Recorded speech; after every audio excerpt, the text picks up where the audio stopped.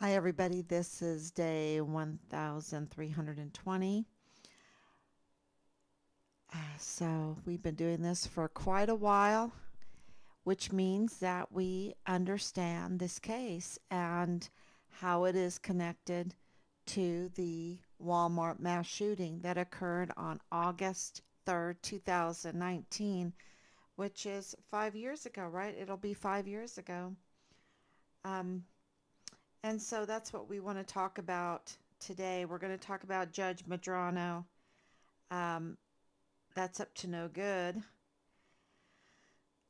We have been poring over articles to,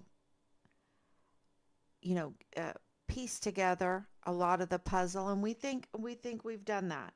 So, thank you so much. So, and I just want to say thank you to everybody for coming on over and over again and paying attention to this case because it is really, really important.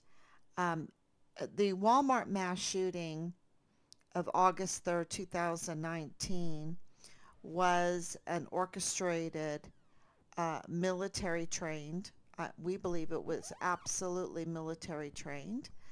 Um, uh, and we're praying that the weapons, that the M4s, that the other weapons, that the ammunition, that the uh, brown tip bullets that are normally not ever registered didn't come from the armory on Fort Bliss. That didn't come from Fort Bliss. And we're praying that Thomas Kane had nothing to do with it because, he was in charge of security at the time. How, how, if this all, um, if the weapons did come from Fort Bliss, the M4s, because we absolutely know that this job was orchestrated not by just regular civilians, okay? They are very, very connected. They're so much connected that they're connected with the military, that there is military training here. And how do we know that? Because of Judge Medrano, right? Because of Judge Medrano.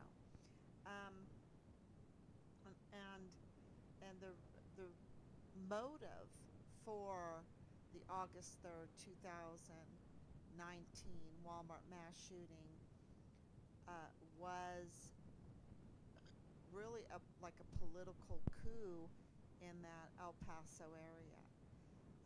It had absolutely election tampering um, focus or a target. The target was to attack the opposition. And it wasn't just, because, when you first hear it, you think, oh, it's racist, oh, it's white supremacy. But that's not really what it was because um, when you read the stories, they really blame it on MAGA, right? They blame it on Trump. They put the weapons in the form of letters TRUMP, right? And blame it on MAGA. And then the white supremacy is in addition to that. The racism is in addition to that. So this was really an attack on President Trump running for reelection and all of his followers. And that's very believable for us because we were at January 6th. And, you know, my husband, I mean, uh, 30 years in the military, risking his life and um, be, just a stellar soldier, was called a domestic terrorist for going to the nation's capital and passing out flyers and prayer candles for information on his son. And he was called a domestic terrorist. And we've been bullied and harassed. and not as bad as some people that were there on January 6th, but we were also gassed. We were tear gassed um, for passing out, for saying the Lord's Prayer, because we were saying the Lord's Prayer, and right after that, they gassed us. They sent over one of those gas bombs. Um, yeah, so do we believe that there are people that are so desperate to hold on to power or to get power that they would organize a mass shooting, that they would be killers? Yes, we absolutely. Because one thing that we learned on January 6th is that they were trying to, with the tear gas, they were trying to get us to stampede each other. Okay? They were absolutely drawing us close and then tear gassing us to try to get us to panic and to do some real harm. And the people that were there were so many veterans of selfless service that uh, we watched out for each other. We absolutely watched out for each other. And of course, my son-in-law, he was just had the presence of mind um, and just really directed us on how to get through this tear gas without panicking and trampling on one another and hurting each other. So would they absolutely do something like this so that we would hurt each other? Yes. Are they murderers? Absolutely, absolutely. They're premeditated murderers. Absolutely. So, and I'm talking about the Walmart mass shooting. And who did that involve? Well, um, you know, I'm going to say right now, I'm praying that it did not include Thomas Kane, because from all indication, he would have to um, have been very sick that day. In the aftermath of it, before it, just like with Richard's case, but this is Richard's case, right? This is the same people. Um, and I even suspect Dallas Hart, Leilani Hart, and James Hart in being involved some way, somehow, um, with all of this planning, with all of this, uh, you know, I think that they are absolute suspects in it, with Tavita Nusa, with Marlon Soto, with Thomas Kane, with Nieto, um, Jesus Eddie Nieto, with Cynthia Hernandez Nieto, with Bradford Bugado in the G3 of the 32nd ADCOM, and his father-in-law, Nadal Bayim, knowing things. I know soldiers must know things. I think Command Sergeant Major Jakovitz, absolutely Major General Clem Coward, absolutely um, Matlock, absolutely Matlock, Angela Kachurga, with Bob Moore, with Jaime Esparza, with Bill Hicks, with Justin Underwood, with Felix Valenzuela, uh, with Rosa Maria Valdez Garcia, with her son Thomas Hoffman, and there's just more. There's so many more in this group, with Mario Raskin Ortiz, the chief medical examiner. Absolutely, those are my suspicions, because um, they would absolutely know that, because of the forensics. Let's just take the medical examiner, the forensics. You have Chris Grant, right, who absolutely is a very bad player in all of this. I mean, he's with 3905 Bliss Avenue and Dreams Cabaret and Chris Grant. That exposes the truth of the Walmart mass shooting, right? It absolutely exposes it. So we know that Chris Grant had a open warrant out for his arrest. Um, why is he being protected? Why was he made a media sweetheart? None of that makes sense when he was actually lying about what happened in Walmart. So he has an open warrant out for his arrest, and he's lying about what's happening in Walmart, but they're covering for him, and yet you have someone genuine like Lyndon Oakley Jr. that they absolutely feed him to the wolves. Feed him to the wolves, right? They don't even protect him, but they're protecting Ernest Christopher Grant. So that with the connection to Donna Sifford, who has a connection very important to Richard's case, um, and also you have the connection to Lionel Gutierrez with the El Paso Police Department. And the El Paso Police Department is walking on eggs when it comes to Christopher Grant, saying, well, he didn't tell the truth, but, he's still a victim. Well, let's look at the forensic. If you're going to be shot by an AK-47, and you're reading his story in the paper, what he's saying, where he's walking through the store after being shot twice in the gut by an AK-47 and making his way to the automotive and messing around there for a while and then going into a truck with this off-duty police officer. That doesn't make sense either, because once he got there, he needed to be on duty. I mean, something is not right there. Um,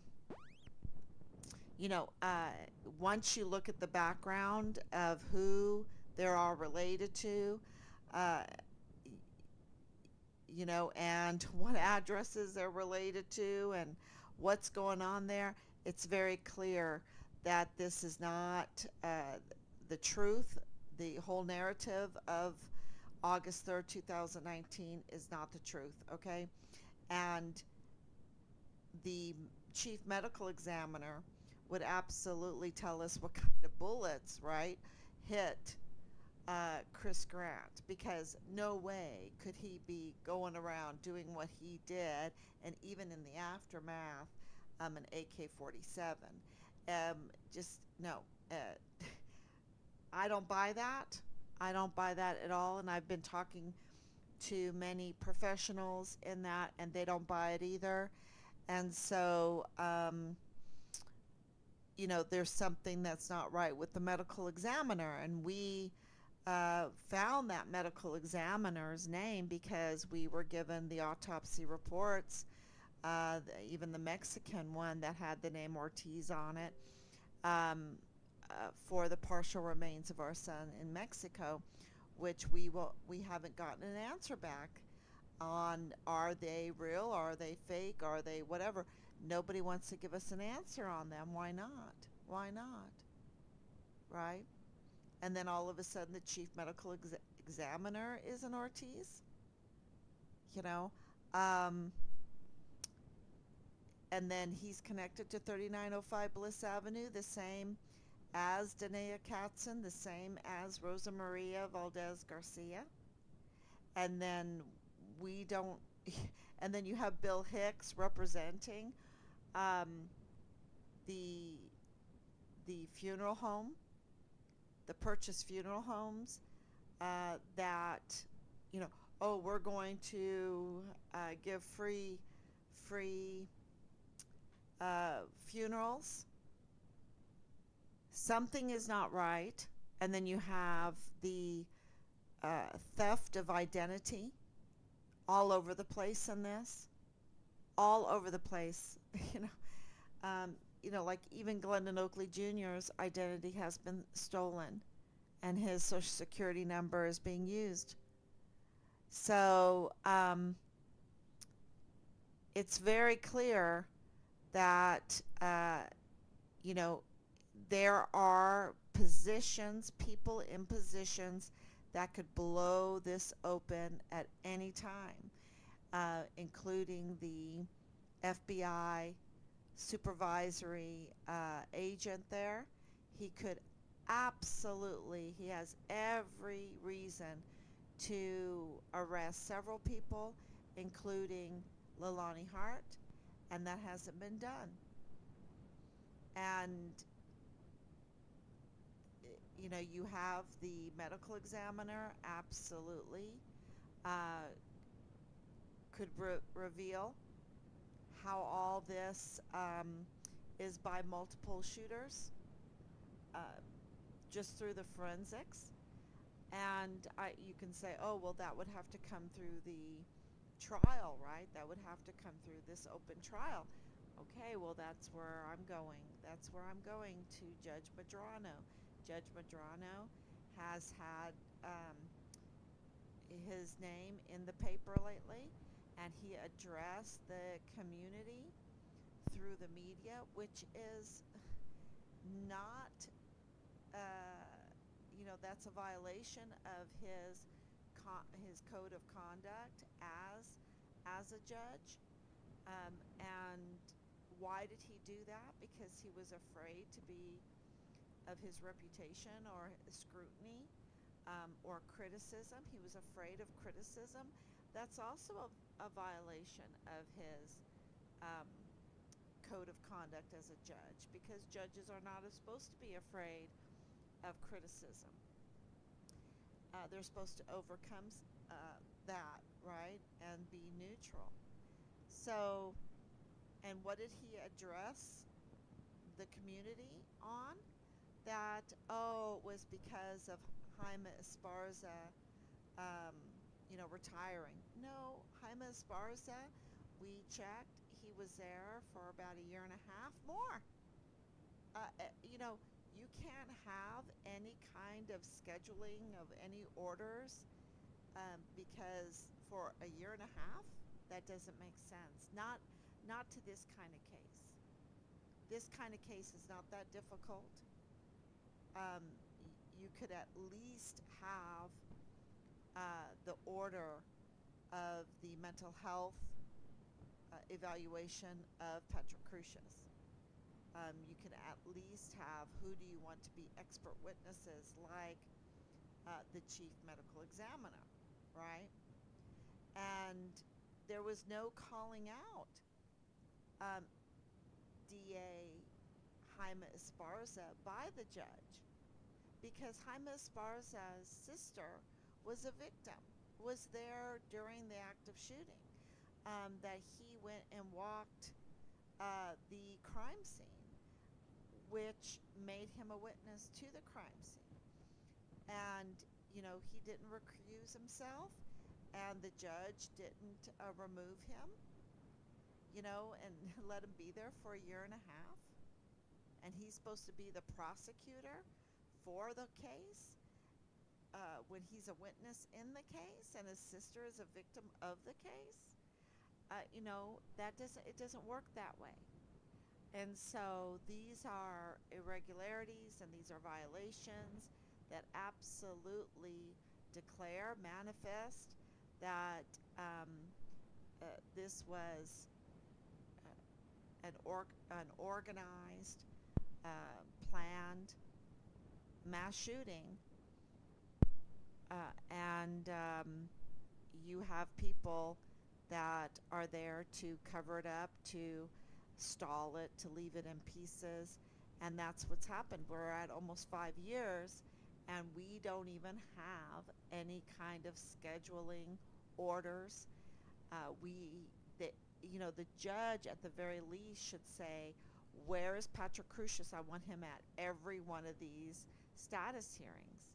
And he hasn't done that. And you're talking about the death penalty for Patrick Crucius. And the judge needs to have Patrick Crucius in front of him to evaluate him, because he needs to look. They even appointed some kind of ad litem for this case. Uh, that's not that. That's weird too when you look it up. So I'm not a lawyer. But something is not right. The DA, Bill Hicks, that was chosen by the governor, is not right. He does not have a good background at all. It's terrible. You would think on this case you would pick the best of the best, and they didn't. But what they did choose was somebody that was representing Purchase Funeral Homes, a key witness in the case. How can a DA prosecute a case when his client, where he knows all these details about all the paperwork of this company, Purchase Funeral Homes, uh, he's supposed to prosecute and they're a witness, and there's a too much conflict of interest there. And the judge is saying that, Jaime Esparza was retiring, so I couldn't do anything. And then he blames it on COVID, right? Then he blames it on COVID, and it's like, no, you could have organized it, go through, find a way. Everybody else found a way, made a way through it, and then he'll blame it on, the resignation of Yvonne Rosales, um, which is just when he was working against Yvonne Rosales, because if you read the gag order, the July 1st, 2022 gag order, um, you absolutely realize that the judge was stopping Yvonne Rosales, okay? He was stopping her as the prosecutor from criticizing, speaking out against the case. So everything here, um, shows that there is a there's collusion, there's conspiracy, there's organization of, uh, you know, of really murderers in high places, um, accessory to murder, when you're covering up something like this, right? It's, to me, this is my opinion. To me, this is how serious this is. And, is it connected to Richard's case? 100%.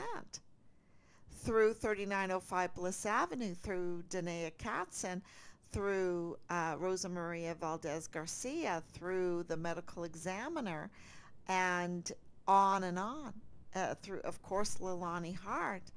Um, so it, this is because of Ernest Christopher Grant, because of Dreams Cabaret, where Leilani Hart was getting her mail, um, because of Thomas Kane, right?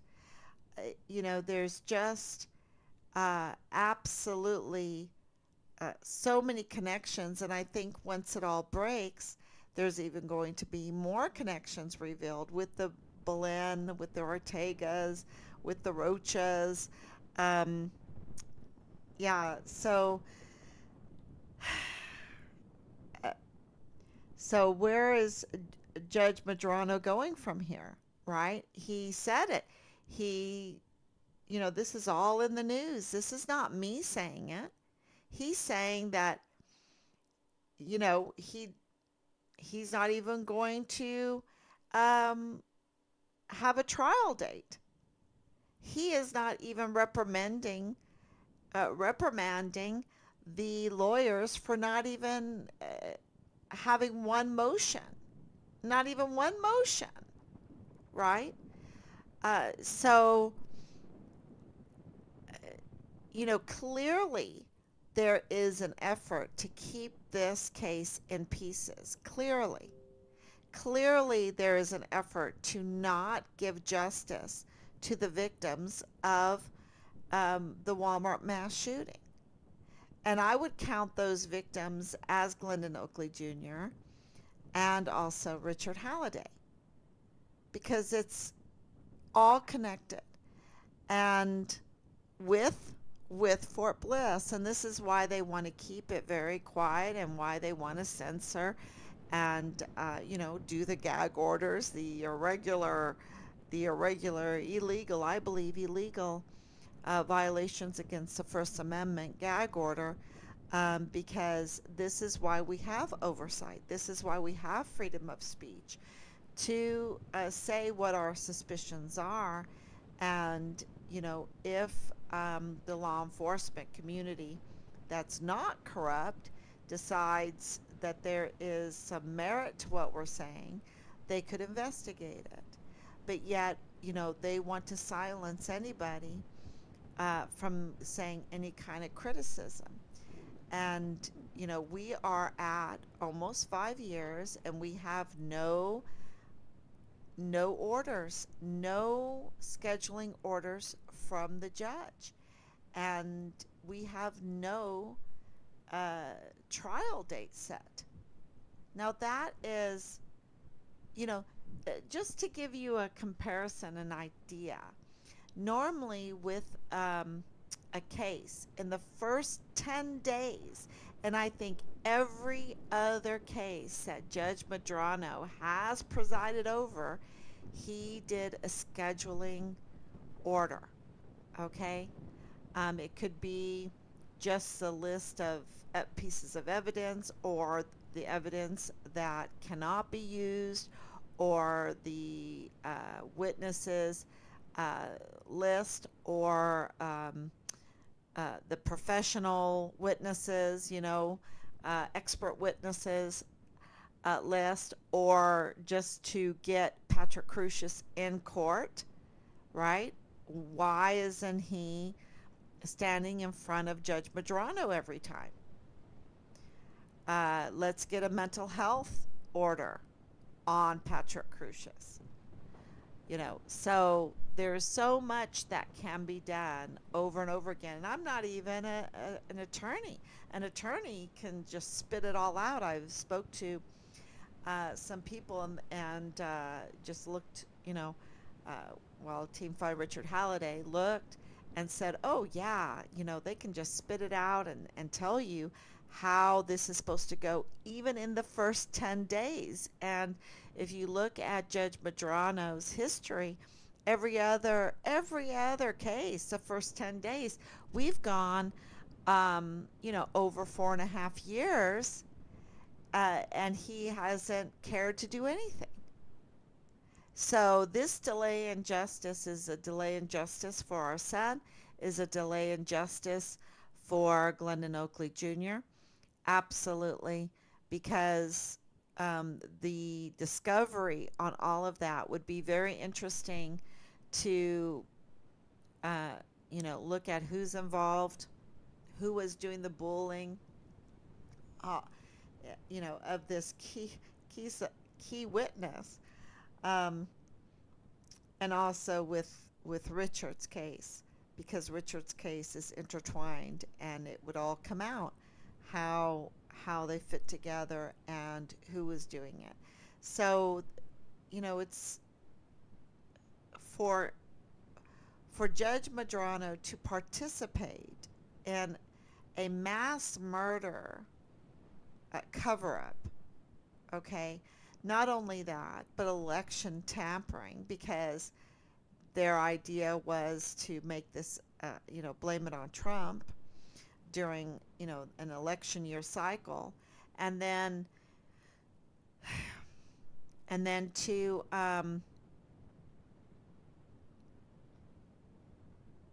get the bond money, right? Hundreds of thousands of dollars. That's such a deception right there. Yeah.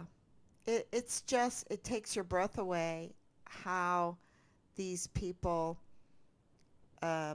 these few people that have gotten these jobs in very high places and have abused their power, misused their power for evil. And that's very, very clear on this. So, thank you so much. Thank you, Grace, for coming on. And the truth is going to come out. And I hope that you share this because absolutely there is no doubt uh, by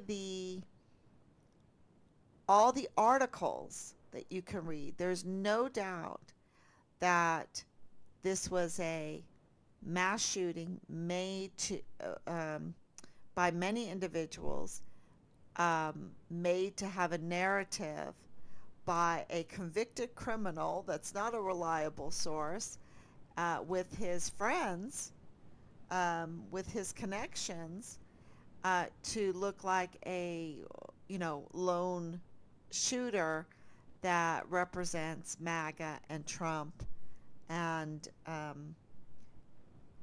yeah, just to put a bad face on Trump's campaign and the ideology of Make America Great Again.